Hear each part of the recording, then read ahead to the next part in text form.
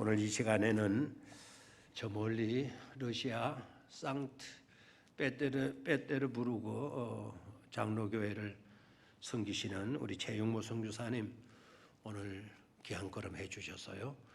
오늘 나오셔서 항상 함께 있으리라 라고 하는 제목으로 말씀 주실 때 큰 은혜 받으시기를 바랍니다. 나오실 때 여러분 주보 다 드시고 입은 다 막아놨으니까 주보를 다 흔들면서 환영합니다. 귀한 말씀 주시기 바랍니다. 인사하면서 환영하도록 하겠습니다.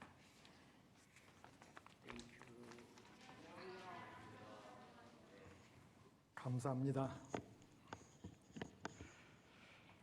잠깐 좀 기도하십시다. 하나님 아버지, 우리에게 베풀어 주신 하나님의 놀라우신 사랑과 은혜를 진심으로 감사를 드립니다. 어려운 상황이지만은 하나님께서 우리의 손 꼭 붙잡고 가시기 때문에 우리가 기쁨을 잃지 않게 하여 주시고, 또한 감사를 잃지 않게 하여 주시고, 평안을 잃지 않게 하여 주신 그 놀라운 축복, 그 놀라운 은총을 진심으로 감사를 드립니다. 이 마음, 이 신앙, 이 고백으로 우리가 이 세상을 넉넉하게 승리할 수 있도록 하여 주시고, 모든 주변의 상황들이 우리를 힘들게 한다 할지라도 우리로 하여금 낙심하지 않게 하여 주십시오. 오늘도 말씀으로 우리에게 또 새롭게 하여 주시길 원합니다. 이 말씀이 우리에게 레마가 되게 하여 주시고, 이 말씀이 우리에게 살아계신 아버지의 뜻이 되게 하시고, 또 능력이 될 수 있도록 하나님 도와주시고 함께하여 주십시오. 우리 주 예수 그리스도의 이름으로 기도드립니다. 아멘. 반갑습니다. 개인적인 일로 잠시 귀국하였는데 또 유 목사님께서 귀한 자리에 불러주셨고, 그래서 여러분을 뵙게 되는 기쁨을 누리게 또 되었습니다. 그리고 감사를 드립니다. 온 세계가 코로나19로 몸살을 앓고 있는데, 저는 이 코로나19가 마치 하나님께서 이 키질을 하시는 것 같은 그런 생각이 듭니다. 어렸을 때 제가 이제 시골에서 자랐는데요, 이 곡식을 키 위에 올려놓고 그 키질을 하면은 이 알곡들은 앞쪽으로 오고, 그리고 껍데기들은 모두 다 바깥쪽으로 이렇게 밀려나잖아요. 그러니까 이 코로나19를 통해서 어떤 사람들은 하나님께로 이렇게 더 가까이 오는 사람들이 있고, 또 어떤 사람들은 반대로 하나님과 더 멀어지는 그런 사람들도 있습니다. 그래서 이럴 때 우리가 하나님께 더 가까이 갈 수 있는 기회구나, 그런 생각을 또 해봅니다. 찬송가 373장은 성도의 삶을 어떻게 비유하고 있느냐 하면요, 이 배를 타고 바다를 항해하는 것에 비유를 하고 있습니다. 주님께서 이제 순풍을 주시니까 그럴 때 감사하고요. 그러나 때로는 큰 물결이 일어나고 또 풍랑이 일 때도 있습니다. 그럴 때에 그 풍랑 때문에 더 빨리 배가 간다는 것 때문에 또한 감사를 하는 것입니다. 이 코로나의 풍랑으로 우리가 주님께 더 가까이 갈 수 있다는 것, 그것을 생각하면서 이런 상황에서도 감사하는 또 여러분과 제가 될 수 있기를 바랍니다. 제가 사역을 하고 있는 곳이 러시아 상트페테르부르크입니다. 이 좀 도시 이름이 좀 길어요. 그래가지고 발음하기가 좀 쉽지가 않은데, 이 발음만 잘 해도요, 언어에 상당한 탤런트가 있다, 우리들은 그렇게 말을 하고 있습니다. 근데 그곳으로 가는 이 항공편 비행기가요, 이 하절기 때에는 일주일에 무려 3번이나 있습니다. 겨울에는 없지만요. 이렇게 3번이나 있다는 것은 무슨 의미일까요? 여행하는 사람들이 많다는 것입니다. 어느 때는 한 해 약 10만 명의 한국인 여행객들이 다녀갈 때도 있습니다. 여행하는 사람들이 그렇게 많다는 것은 또 무슨 의미일까요? 그건 도시가 아름다운 곳이다, 그런 의미입니다. 도시의 별명이 몇 가지 있는데, 이 100여 개의 섬 위에 세워진 물의 도시라고 해가지고 그 북유럽의 베니스라는 그런 별명도 있고요. 도시가 갖는 아름다움 때문에 또 지붕 없는 박물관, 또 그런 별명도 있습니다. 그곳에서 제가 하는 사역은 교회 사역이 있고요. 그리고 또 신학교 사역이 있습니다. 그리고 기독교 대안학교를 또 비롯하여 교회를 개척하고 세우는 그런 일도 있습니다. 이제 잠시 좀 동영상을 통해서 사역의 현장으로 여러분들을 초청하겠습니다.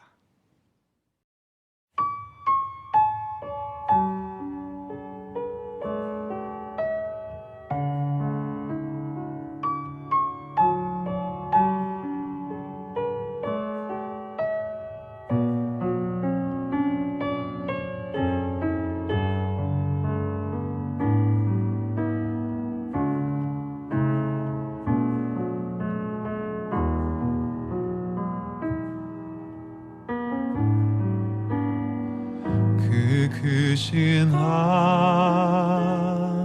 하나님의 사랑 말로 다 형용 못하네. 저 높고 높은 별을 넘어 이 낮고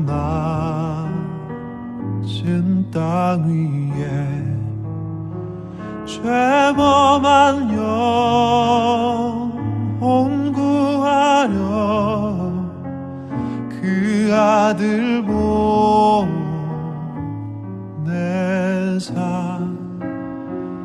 화목제물 삼으시고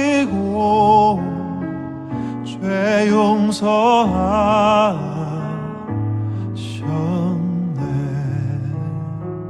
괴로운 시절 지나가고 땅 위에 영화쇠할 때 주 믿지 않던 영혼들은 큰 소리 외쳐 울어도 주 믿는 성도들에게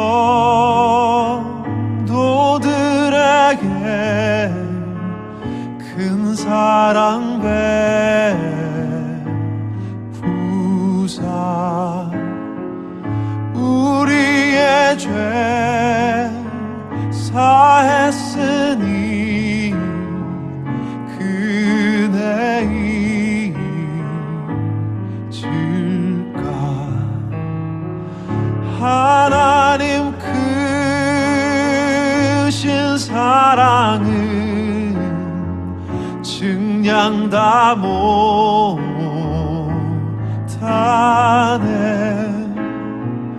영원히 변치 않는 사랑 성도여 찬양하세.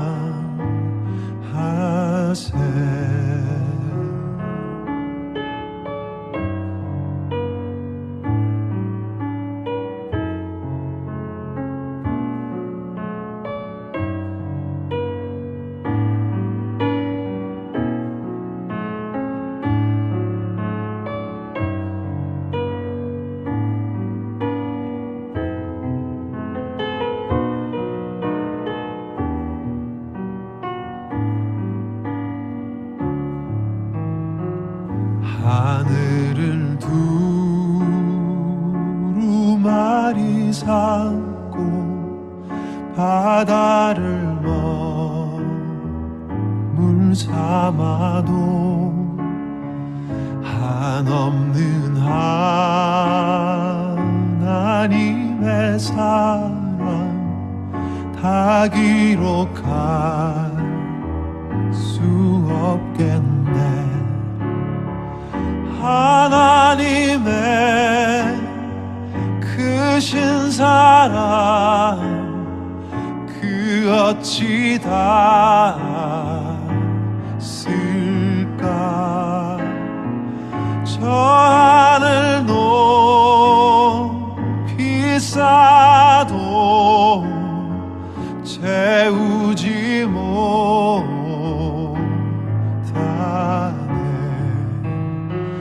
하나님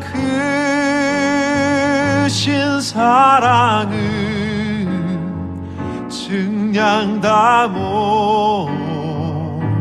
못하네. 영원히 변치 않는 사랑 성도여 찬양하세.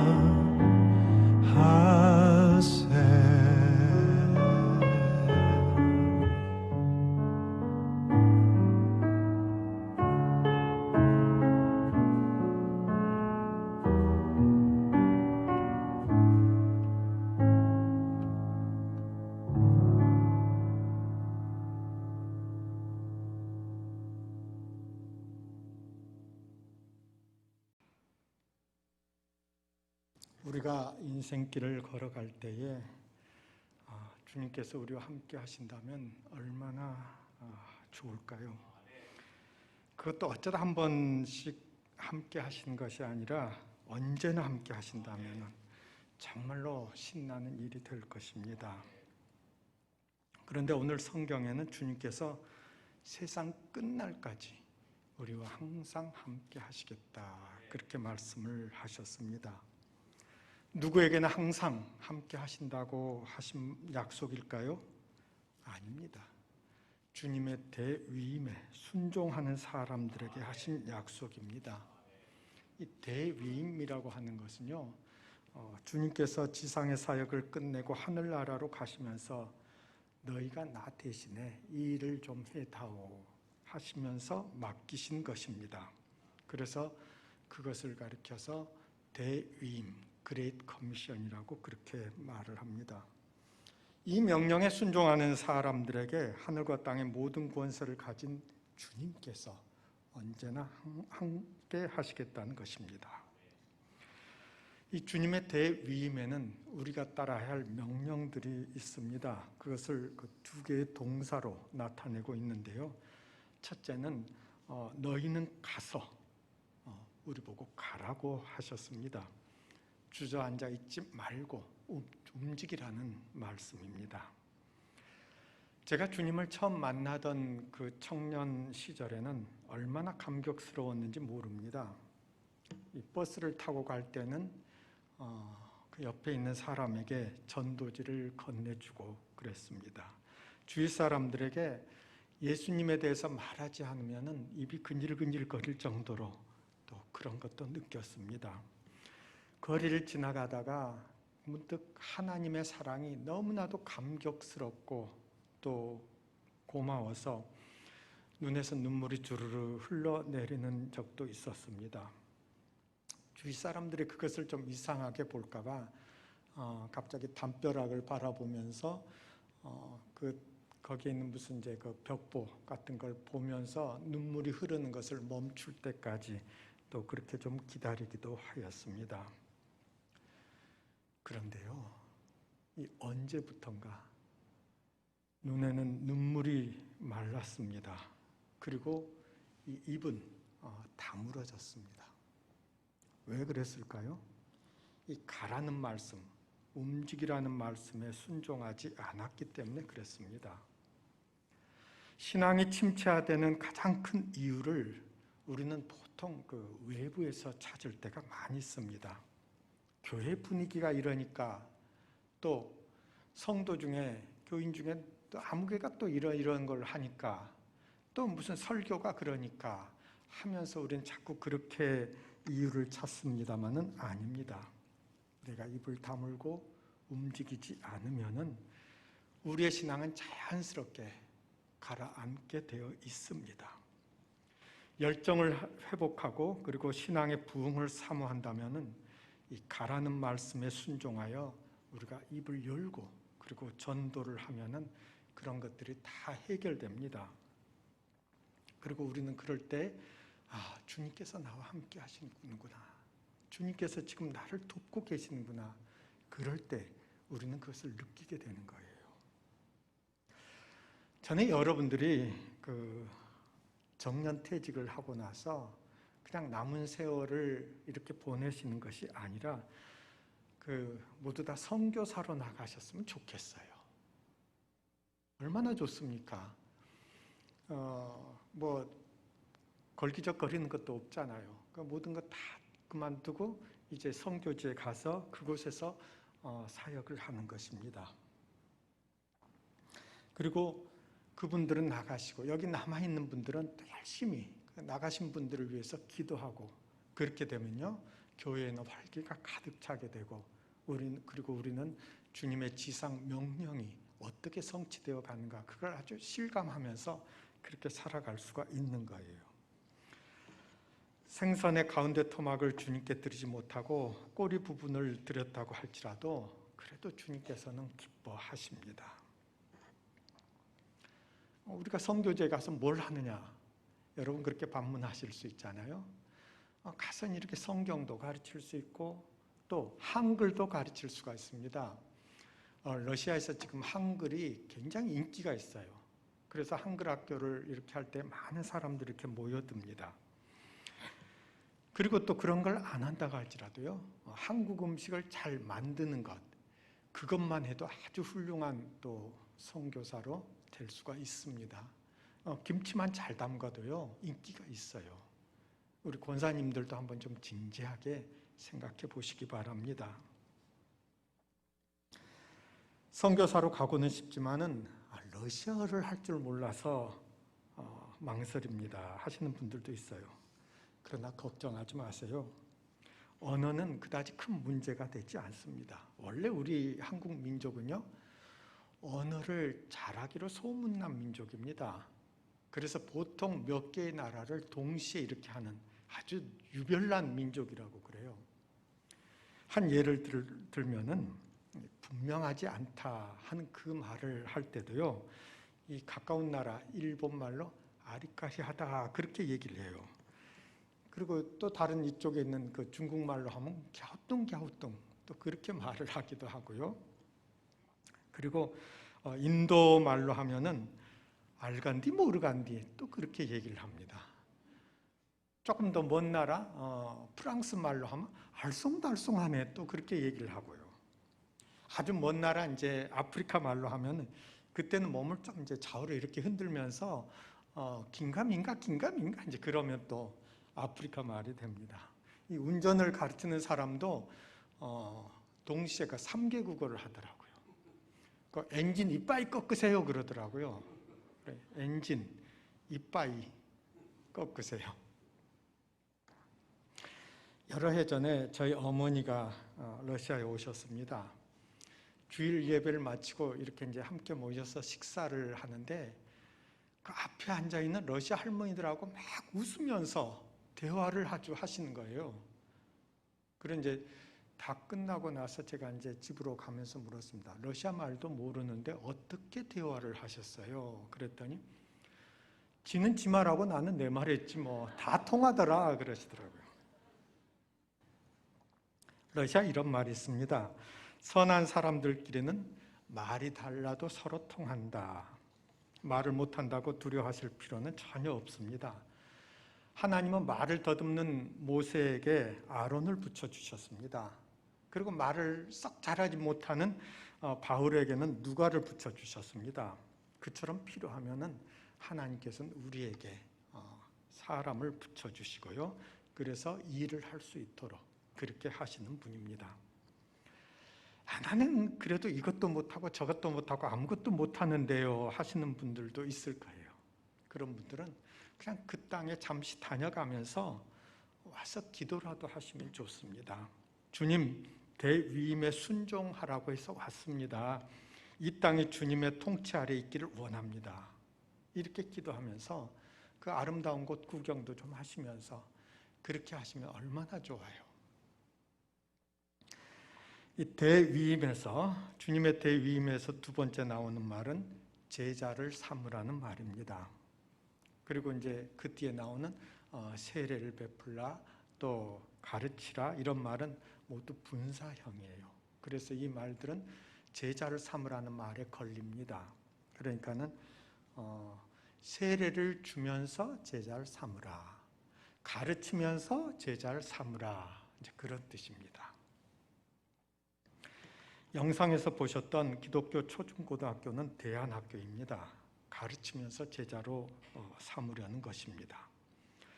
수업을 시작하기 전에 학생들은 1시간 정도 성경을 읽으며 선생님과 함께 토론도 하고 합니다.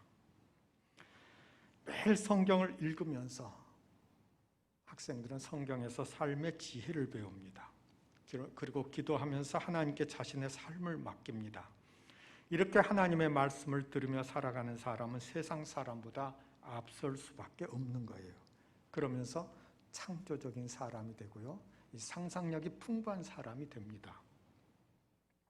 요즘 세상은요, 이 창조적인 사람, 상상력이 풍부한 사람이 성공하게 되어 있습니다. 그러니까 자연히 남들보다 더 앞서가게 되지요. 또 하나의 사역인 그 신학교 사역 역시 그 가르치면서 제자를 만드는 일입니다. 이 많은 사람들에게 전도할 때 가장 빠른 길은 신학교 사역을 통해서 그 신학생들 가르치고 훈련해서 그들을 내보내는 것입니다. 10명의 신학생들을 가르치고 훈련하잖아요. 그 10명이 나가서 10개의 교회를 세웁니다. 그리고 그 교회들을 통해서 열매를 맺히고 또 성장을 하고 그렇게 하는 거예요. 이렇게 하면은 많은 사람들에게 복음이 전해지게 됩니다. 어느 교회가 개척되던 그 날을 저는 참 잊을 수가 없습니다. 교회에 이제 처음 시작하는 그 창립 예배를 드리고 나서 간단히 이제 좀 다과를 나누고 있었는데 할머니 한 분이 저에게 오더니 그러시는 거예요. 러시아에서 태어났습니까? 그래서 제가 아니요, 한국에서 태어났어요. 그러더니 또 좀 이따 이제 오셔가지고 러시아에서 공부를 했습니까? 아니요, 한국에서 공부했습니다. 그랬죠. 그랬더니 거의 끝나갈 때쯤 또 이제 오셔가지고 그분이 이제 하시는 말씀이 그런데 어떻게 이런 시골에까지 다 오게 되었습니까? 그렇게 얘기를 하시더라고요. 이제 모든 거 마치고 제가 이제 돌아오려고 하는데 그 할머니가 배웅을 하면서 그러는 거예요. 그 한마디 말이 제 가슴에 아주 콱 막혔는데 왜 이제야 왔습니까? 그 말이 저에게는 참 이렇게 그 가슴 아프게 그렇게 좀 남아 있습니다. 좀 일찍 와서 우리에게 하나님을 알게 해주었더라면 얼마나 좋았을까 하는 그런 바람이 섞인 말이었기 때문입니다. 이런 일들이 선교지에서 일어나고 또 이런 일들이 가능할 수 있는 것은요, 여러분께서 선교사와 그리고 선교지를 위해서 그 기도하신 그 넉넉한 기도가 있기 때문에 가능한 것입니다. 여러분들이 드리시는 기도, 그 기도들이 결코 헛되이 되지 않습니다. 선교지에서는 생명을 일으키는 역사가 일어나고 있고요. 그리고 또 기적이 나타나기도 하고, 그리고 또 흑암의 세력에 잡혀 있는 사람들이 빛의 세계로 나오는 그런 일들도 일어나는 것. 그 모두가 다 여러분들의 기도가 있기 때문에 가능한 일입니다. 어느 날 신학교의 교수 두 분이 저에게 와서 진지하게 말을 건네왔습니다. 우리 신학교가 기숙사를 마련하게 되면 많은 학생들이 지원을 하고 학교에 오게 될 것이라는 그런 얘기였습니다. 그러면서 기숙사를 준비하자는 거예요. 말이 준비하자는 것이지 이제 저보고 하라는 것입니다. 근데 제가 거기에 선뜻 그 마음이 내키지 않았습니다. 왜냐하면 선교센터를 건축할 때 너무나도 힘이 들었기 때문에 이제 건축이라고 하는 것은 전혀 하고 싶지를 않았어요. 그런데 제가 사역하는 그 상트페테르부르크에서 한 130km쯤 떨어진 곳에 이 볼호프라고 하는 그 조그만 도시가 하나 있는데 거기에서 학생들이 6명이 우리 신학교에 그 입학을 했어요. 그들을 면담하면서 제가 물어보았습니다. 왜 우리 학교에 왔습니까? 그랬더니 우리 학교가 좋은 학교로 소문이 나서 왔습니다. 그래요.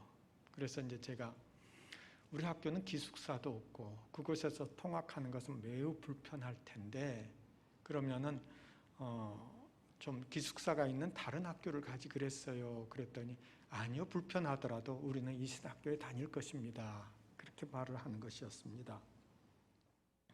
그 말을 들은 뒤로 제 마음이 계속 편하지 않았습니다. 교통편도 열악한데 고생을 무릅쓰겠다는 그 마음이 저에게는 무거운 짐이 되었습니다. 그래서 기도하기 시작을 했는데 그런데 이렇게 기도하였습니다. 주님, 기숙사가 반드시 있어야 할까요? 그렇게 기도했어요. 그런데 얼마 뒤에 병영교에서 저를 방문하셨습니다. 사역 현장을 이렇게 둘러보시던 그 유 목사님께서 여기 기숙사, 신학교에 기숙사가 있어야 할 텐데 그렇게 말씀을 하시면서 기숙사가 필요한 거 아니냐고 그렇게 이제 말씀을 하셨어요. 그 말씀이 마치 기숙사가 있어야 할까요? 하고 묻고만 있는 저를 책망하시는 하나님의 음성처럼 들려왔습니다. 그래서 제가 회개하였습니다. 회개하면서 그때부터 적극적으로 기도하기 시작하였습니다. 하나님, 먼 길 다니면서 힘들게 공부하는 학생들 불쌍히 여겨주시고 기숙사를 주십시오. 그리하여 하박국 2장 14절의 말씀처럼 물이 바다를 덮음같이 여호와의 영광을 인정하는 것이 러시아에 그리고 온 세계에 가득하게 하여 주십시오 하고 기도하였습니다. 그런데 그때부터 이 기숙사에 대한 그 준비가 조금씩 이렇게 되어가는 것, 그것을 이제 보게 되었습니다. 그러면서 제가 주님의 지상 명령에 순종할 때에 언제나 함께 하시겠다는 주님의 그 약속을 다시금 실감하게 되었습니다. 역사적으로 보면요, 어느 시대든지 적극적으로 복음을 전하는 나라가 하나님의 복을 받았습니다. 기독교가 로마를 정복했을 때 로마의 교회가 복을 받았습니다. 독일이 기독교의 중심이 그 다음에 되었을 때 독일이 복을 받았습니다. 그 다음에 영국이 선교의 중심이 되었고 그때 영국은 해가 지지 않는 나라로 그렇게 복을 받았습니다. 그리고 그 다음에 미국 교회가 선교의 중심이 되었고 미국이 축복을 받았습니다. 우리나라가 선교사를 본격적으로 보내기 시작한 것은 70년대 중반부터입니다. 그리고 80년대로 들어오면서 한국은 경제적인 복을 누리면서 교회들은 아주 빠르게 성장하기 시작하였습니다. 여러분, 정치를 잘해서 복을 받는 것 같습니까? 제가 바깥에서 이렇게 보면요, 한국의 정치인들은 맨날 그 싸움만 하는 것 같아요. 그래서 상대방이 조그만 약점이라도 보이면 그걸 가지고 비난하고 또 그리고 고소 고발하면서 아주 그냥 계속 물고 뜯고 하는 것, 그런 그 이미지가 아주 강한 것 같습니다. 어찌 그런 정치인들에게 하나님께서 복을 주시겠어요? 남북으로 두 동강이 난 아주 그 조그만 나라입니다. 러시아 교인들 중에 그 한국에 이제 이렇게 다녀오신 분들이 있는데 그런 얘기들 해요. 그 조그만 나라가, 러시아에 비하면 진짜 조그만 나라입니다. 그 조그만 나라가 어떻게 그렇게 잘 사는지 모르겠다고 그러면서 부러워합니다. 이 조그만 나라, 남북으로 그렇게 갈려진 그 나라, 또 지하자원 뭐 별거 아무것도 없잖아요. 그런 나라입니다만은, 그러나 미국 다음으로 선교 대국 세계 2위인 그런 나라입니다. 우리나라가요. 그렇게 선교에 열심을 내기 때문에 하나님께서는 그걸 기특하게 보시고 복을 주시는 것입니다. 선교하는 나라, 선교하는 교회, 그리고 선교하는 성도를 하나님께서 붙들어 주십니다. 그들이 망하는 것 저는 보질 못했습니다. 전염병이 돌면은 사회와 국가는 이구동성으로 위기다 하고 말을 합니다. 그러나 교회와 선교는 이것은 기회다 하고 그렇게 말을 합니다. 저는 코로나가 두려운 것이 아니라 코로나 때문에 한국 교회의 그 선교의 촛대가 다른 곳으로 옮겨져 가버릴까 봐 그게 두렵습니다. 신학자인 칼 바르트는 이렇게 강조했습니다. 교회가 선교를 하지 않으면 많은 것 중에 한 가지를 하지 않는 것이 아니라 나머지 하는 모든 것이 다 의미가 없는 것이다. 교회가 선교하지 않으면요, 아무리 많은 일을 하고 아무리 많은 수고를 한다 할지라도 모두가 다 쓸데없는 일이라는 말입니다. 이 교회라는 단어 속에 거기에 성도라는 단어를 넣어가지고 해도 마찬가지입니다. 성도가 선교를 하지 않으면 많은 것 중에서 한 가지를 하지 않는 것이 아니라 나머지 하는 모든 것이 아무 의미가 없다. 우리가 주님의 지상명령에 순종하지 않고 살아간다면 아무리 잘 믿는다고 해도 주님께서 우리와 함께 하지 않는다는 것, 우리가 그것을 잊지 마셔야 합니다. 선교사를 통하여 세워진 우리 병영교회는 주님의 지상명령에 온전히 순종하면서 세상 끝날까지 주님께서 항상 함께 하시는 복을 누리시게 되기를 바랍니다. 그리하여 위기를 기회로 바꾸는 은혜가 여러분과 가정과 또 일터와 그리고 우리 병영교회 위에 언제나 함께 하기를 바랍니다.